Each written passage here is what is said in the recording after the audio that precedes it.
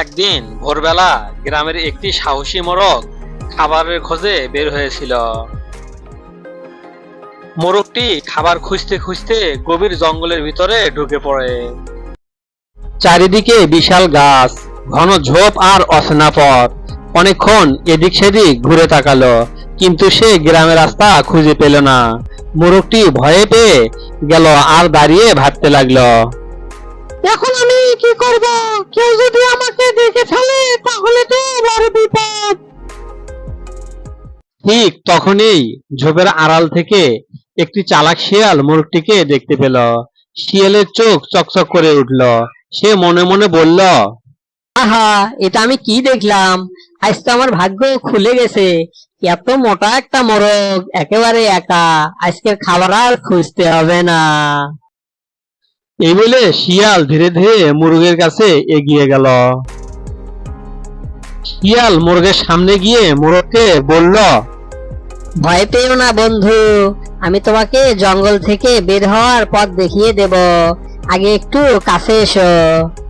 চালাক মোরগ বুঝতে পারলো শিয়ালের উদ্দেশ্য ভালো নয়, তাই সে এক পাও এগোলো না। ঠিক সেই সময় জঙ্গলের ভেতর থেকে একটি বিশাল বাঘ সেখানে এসে হাজির হলো।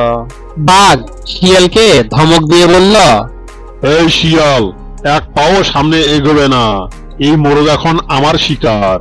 শিয়াল দাঁত বের করে হাসতে হাসতে বলল, তোমার শিকার মানে? আমি আগে দেখেছি, তাই এটা আমার শিকার, আমার অধিকার। বাঘ রাগে বুক চাপড়ে বলল, শোন শিয়াল, জঙ্গলে শক্তির মূল্য সবচেয়ে বেশি। আমি চাইলে এক লাফেই তোকে সরিয়ে দিতে পারি। শিয়ালও পিছিয়ে না গিয়ে বলল, শুধু শক্তি থাকলেই সব হয় না, বুদ্ধিরও দরকার আছে। বুদ্ধি না থাকলেও শিকার করা যায় না। বাঘ আরো রাগে গর্জে উঠে বলল, আবারও বলতেছি শিয়াল, তুই এখান থেকে সরে যা, না হলে কিন্তু তোকে দিয়েই শুরু করব। শিয়ালও চিৎকার করে বলল, আমি কোনোভাবেই সরে যাব না। এই মোরগ আমার শিকার, তাই এই মোরগ আমি ছাড়া আর কেউ খেতে পারবে না, এই বলে দিলাম। দুজনেই একে অপরের দিকে তেড়ে এলো আর শুরু হয়ে গেল মারামারি। রে বাবা রে, আমারে বাঁচাও, আমাকে মেরে ফেললে রে। এই সবকিছু গাছের উপর থেকে দেখছিল বুদ্ধিমান টুনি পাখি। টুনি বুঝে গেল এখনই কিছু একটা করা দরকার, তাই দ্রুত উড়ে গেল মহারাজকে খবর দেওয়ার জন্য।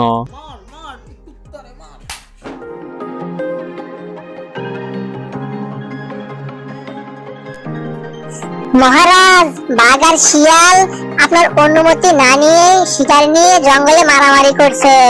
এই নিয়ে পুরো জঙ্গলে অশান্তি লেগে গেছে। না, এই বাঘ আর শিয়ালকে নিয়ে কিছুতেই তো পারা যাচ্ছে না। এদের একটা উচিত শিক্ষা হওয়া দরকার। সিংহকে নিয়ে সেখানে ছুটে চলল। সিংহ ঘটনাস্থলে পৌঁছেই সবার সাথে রাগ করে বলল, একটি ছোট মোরগের জন্য তোরা জঙ্গলে শান্তি নষ্ট করছিস। তোদের লজ্জা হওয়া উচিত, কারণ এই জঙ্গল কারো একার না, সবারই অধিকার আছে। সবসময় একটা কথা মনে রাখবি, লোভ ও ঝগড়া শেষ পর্যন্ত ক্ষতির কারণ হয়ে দাঁড়ায়। বাঘ আর শিয়াল মাথা নিচু করে মোরগের কাছে ক্ষমা চাইল।